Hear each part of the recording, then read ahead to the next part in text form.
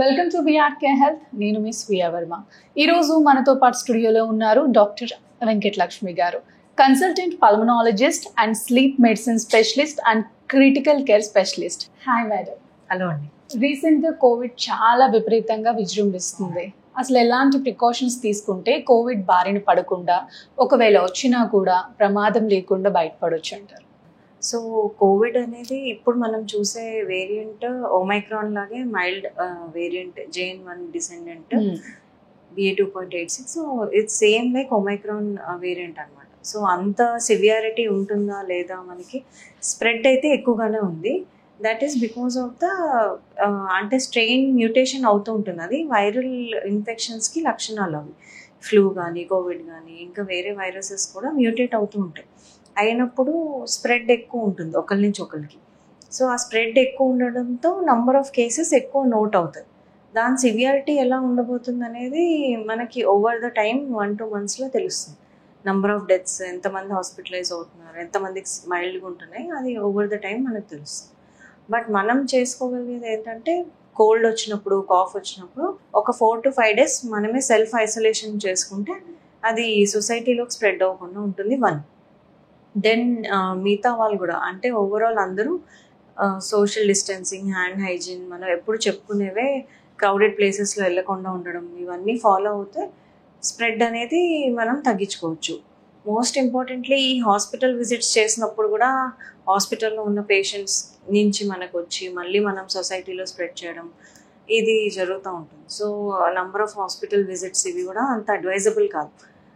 More than that, ఎవరైతే already affected ఉన్నారు, asthma కానీ, COPD కానీ, ఇంకేమైనా హెల్త్ ఇష్యూస్, CKD అంటారు, CA అంటే హార్ట్ డిసీజ్ అంటారు, CAD అంటారు, వాళ్ళకి ఆల్రెడీ ఇమ్యూనిటీ తక్కువ ఉంటుంది.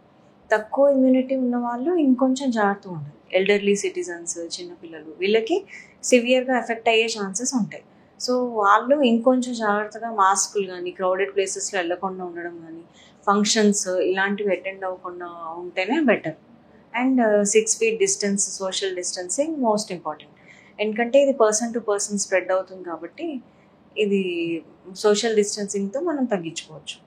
COVID-19 వచ్చినప్పుడు 2019లో చాలా మంది చనిపోయారు. ఫస్ట్ వేవ్ లో ఎక్కువ మంది చనిపోయారు. సెకండ్ వేవ్ లో కూడా డెత్ రేట్ అనేది చాలా ఎక్కువ ఉంది. ఈసారి కూడా డెత్ రేట్ ఎక్కువ ఉండే అవకాశాలు ఉన్నాయంటారా? అది డిపెండ్స్. మన ఇమ్యూనిటీ వేన్ అవుతా వస్తుంది అనమాట. మనకు వ్యాక్సిన్స్ వల్ల కానీ, ప్రీవియస్ కోవిడ్ అటాక్ అయినప్పుడు కానీ ఇమ్యూనిటీ అనేది కొంత డెవలప్ అవుతుంది బాడీలో. ఆ ఇమ్యూన్ సెల్స్ ఓవర్ టైం తగ్గిపోతాయి. వేనింగ్ ఇమ్యూనిటీ వల్ల కానీ ఇది మళ్ళీ స్ప్రెడ్ అనేది స్టార్ట్ అయిందా అనేది ఒక థియరీ. సో అలా అనుకుంటే మనకి ఇమ్యూనిటీ పవర్ ఈ స్ట్రెయిన్కి తక్కువ ఉంది. సో సివియర్ అటాక్ అయ్యే ఛాన్సెస్ ఉంటాయి. ముందు జాగ్రత్తలు తీసుకుంటేనే దీన్ని మనం ప్రివెంట్ చేయగలం. WHO ఏమైనా ప్రికాషన్స్ అనేవి వదిలిందా? సేమ్ యాజ్ ప్రీవియస్ మనకి ఇంతకుముందు ఎలా ఉండేదో, డ్రగ్స్ అనేవి, మెడికేషన్స్ అనేవి సెకండ్ స్టెప్. సో ప్రికాషన్స్ అనేవి ముందు నుంచే మనందరికీ తెలిసిందే. హ్యాండ్ హైజీన్ కానీ, సోషల్ డిస్టెన్సింగ్ కానీ, ఇవన్నీ ఫాలో అవుతూ ఉండాలి. పర్సన్ టు పర్సన్ కాంటాక్ట్ ఎక్కువ ఉండకుండా చూసుకోవాలి. మోర్ దెన్ దాట్, మనం వ్యాక్సినేట్ అయిన స్ట్రెయిన్స్, ఫ్లూ ప్రివెంట్ చేసుకుంటే కూడా మనకి ప్రివెన్షన్ అనేది జరుగుతుంది. ఇప్పుడు సీజనల్ ఫ్లూస్ ఉంటాయి, ఇవి కూడా మనం సివియర్ డిసీజెస్ చూస్తున్నాం ఎవ్రీ ఇయర్. అంటే ఇన్ఫ్లుయెన్జా అంటాం, అది కోవిడ్కి డిఫరెంట్ టైప్ ఆఫ్ వైరసెస్ అనమాట. వాటిని కూడా మనం వ్యాక్సిన్స్తోనే ప్రివెంట్ చేస్తాం. ఎవ్రీ ఇయర్ వ్యాక్సిన్స్ తీసుకుంటే అప్పుడప్పుడు బ్యాక్టీరియల్ ఇన్ఫెక్షన్స్ వస్తాయి, సూపర్ యాడెడ్ ఇన్ఫెక్షన్స్ అంటారు. అంటే వైరల్ ఇన్ఫెక్షన్ అయిన తర్వాత బ్యాక్టీరియా అటాక్ అయ్యే ఛాన్సెస్ ఉంటాయి. సో మనకి more than 48 hours, 72 hours severe fevers above 102, 103 ఉంది అంటే వెంటనే హాస్పిటల్కి వెళ్ళి చూపించుకోవడం. ఆయాసం డెవలప్ అవుతుంది, నిమోనియా ఉన్న వాళ్ళకి, chest pain, breathing difficulty develop అయినప్పుడు వెంటనే హాస్పిటల్ చూపించుకుంటే ఇప్పుడు మనకు ప్రాపర్ అంటే గైడ్ లైన్స్, డ్రగ్స్, ఇప్పుడు రెమిడెసివిర్ కానీ, పాక్స్లోవిడ్ కానీ, స్టిరాయిడ్స్ యూస్ కానీ, వీటన్నిటికీ గైడ్ లైన్స్ ఉన్నాయి, ఎక్స్పీరియన్స్ ఉంది. సో తొందరగా కనిపెట్టి ఎవరికైతే హాస్పిటలైజేషన్ నీడ్ ఉందో వాళ్ళని తొందరగా ఐసోలేట్ చేసుకుంటే మనం డెత్ రేట్ అనేది కంట్రోల్ చేసుకోవచ్చు. ఇంట్లో ఐసోలేట్ చేసుకున్న పేషెంట్స్ ఎటువంటి ప్రికాషన్స్ పాటించాలి? So any viral infection, proper dehydration, healthy food, out side food avoid చేయడం, ఇవన్నీ రెగ్యులర్గా మనం చెప్పేవే. అండ్ మనకు రాకుండా ప్రివెన్షన్ అంటే వైటమిన్స్ మినరల్స్ ఉన్న వెజిటేబుల్స్ అండ్ ఫ్రూట్స్ ఎక్కువ తీసుకోవాలి, regular exercising, healthy living, more than 45 minutes of exercising. ఇది డెఫినెట్గా అందరూ పాటిస్తే ఇమ్యూనిటీ అనేది స్ట్రాంగ్ ఉంటుంది. వన్స్ ఇమ్యూనిటీ స్ట్రాంగ్ ఉంటే మనకి కోల్డ్, న్యూమోనియా ఇలాంటివి వచ్చినా మనం ఫైటింగ్ కెపాసిటీ బాగుంటుంది. సో మెయిన్గా ఈ వైరస్ ఒక సిమ్టమ్స్ కూడా రెగ్యులర్ అదర్ వైరల్ ఇన్ఫెక్షన్స్ లాగా cough, cold, headache, smell sense తెలియకపోవడము, బ్రీతింగ్ డిఫికల్టీలా రావడము, ఫీవర్స్, ఇలా అంటే బాడీ ఏక్స్, ఇవన్నీ రెగ్యులర్గా ఉండే ఫీచర్సే ఉంటుంది. ప్రీవియస్ వ్యాక్సిన్స్ వల్ల మేడం హార్ట్ అటాక్స్ వచ్చాయని ఒక రూమర్ అయితే క్రియేట్ అయింది, అది నిజమేనా? సో మనకి ప్రీవియస్గా సెకండ్ వేవ్లో ఎన్ని డెత్స్ అయ్యాయి అనేది మనందరికీ తెలుసు. సో కోవిడ్ సివియారిటీ ఎంత ఎక్కువ ఉంది, దానివల్ల ఎంతమంది ప్రాణాలు పోయాయి, అది ఓన్లీ వ్యాక్సిన్స్ వల్ల మనకు స్ప్రెడ్ తగ్గింది, డెత్ రేట్ కూడా తగ్గింది. ఓన్లీ వ్యాక్సిన్స్ వల్ల మనం ఆ డెత్స్ని ఆపగలిగాం. సో థర్డ్ వేవ్లో హార్డ్లీ ఎనీ డెత్స్. ఒమైక్రాన్ అనేది చాలా మైల్డ్గా ఉంది. It's just because of the vaccine. ఆ టైంలో వ్యాక్సిన్స్ ఇవ్వడం అనేది అసలు అన్క్వశ్చనబుల్, దానిలో ఏ డౌట్ లేదు. అది అందరికీ మంచి చేసింది. అది లేకపోయి ఉంటే, వ్యాక్సిన్స్ లేకపోయి ఉంటే నంబర్ ఆఫ్ డెత్స్ ఇంకా సివియారిటీ చాలా హెవీగా ఉండేది. సెకండ్ వేవ్లో ఎలా అయితే అయ్యిందో థర్డ్లో కూడా అలాగే అయ్యేది. బట్ ఈ కొన్ని సైడ్ ఎఫెక్ట్స్ ఎక్స్పెక్టెడే. అంటే ఇలా పాండమిక్స్ వచ్చినప్పుడు మనం చాలా ఫాస్ట్గా వ్యాక్సినేషన్స్ డెవలప్ చేసినప్పుడు సైడ్ ఎఫెక్ట్స్ అనేవి ఎక్స్పెక్ట్ చేస్తాం. ఈ minimal number of side effects వచ్చినందుకు అది కూడా మనకి డైరెక్ట్ కోరిలేషన్ ఉండదు. దీనివల్లే వచ్చిందా, లేకపోతే బాడీలో ఇంకేమైనా బ్యాడ్ లైఫ్ స్టైల్ వల్ల వచ్చిందా, స్మోకింగ్, డ్రింకింగ్ వల్ల వచ్చిందా. సో అది డైరెక్ట్ కోరిలేషన్ లేకపోవడంతో మనం 100% చెప్పలేం.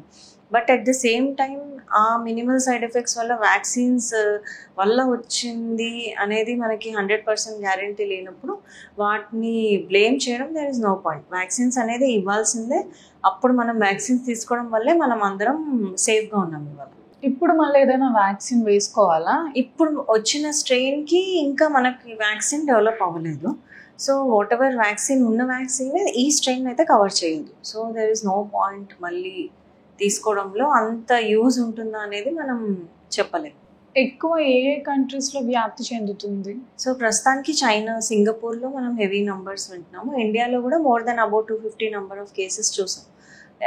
ఎక్కువ అయితే కేరళ, మహారాష్ట్ర, తమిళనాడు ఈ స్టేట్స్లో వింటున్నాము.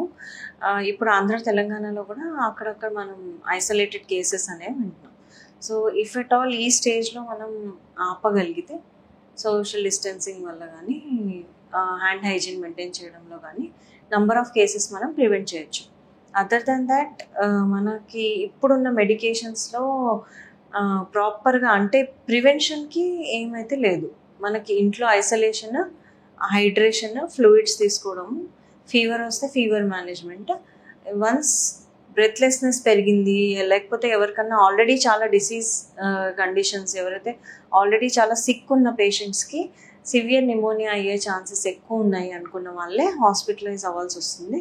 వాళ్ళకి హెవీ ట్రీట్మెంట్స్ వెళ్తాయి. కోవిడ్ రాకుండా ఉండాలంటే ప్రతి ఒక్కరూ ఏం ప్రికాషన్స్ తీసుకోవాలి? సో కోవిడ్ రాకుండా ఉండాలి అనుకుంటే మనం హెల్దీ ఫుడ్, రెగ్యులర్ ఎక్సర్సైజింగ్ ఇవి చేస్తూ ఉండాలి. And fruits, vegetables, vitamins, minerals కూడిన ఫుడ్ ఎక్కువ తినాలి. Unhealthy habits like alcohol, smoking ఇవి మన ఇమ్యూన్ సిస్టమ్ని, లంగ్స్లో ఉన్న మ్యూకోసిలియరీ యాక్షన్ని తగ్గిస్తాయి. సో అవి అవాయిడ్ చేయాలి. And life style, sedentary life style is as good as smoking అనమాట. సో మనం ఒక్కటే దగ్గర కూర్చొని ఓవర్ వెయిట్, ఒబేసిటీ ఉన్న వాళ్ళకి ఇంకా అది కూడా as good as smoking, atherosclerosis, heart attacks వీటికి దారితీస్తుంది. సో అవి అవాయిడ్ చేసుకుని హెల్దీ లైఫ్ స్టైల్ మెయింటైన్ చేస్తే ఇమ్యూనిటీ కూడా బిల్డప్ అయ్యి స్ట్రాంగ్గా ఉంటుంది. Thank you. Thank you.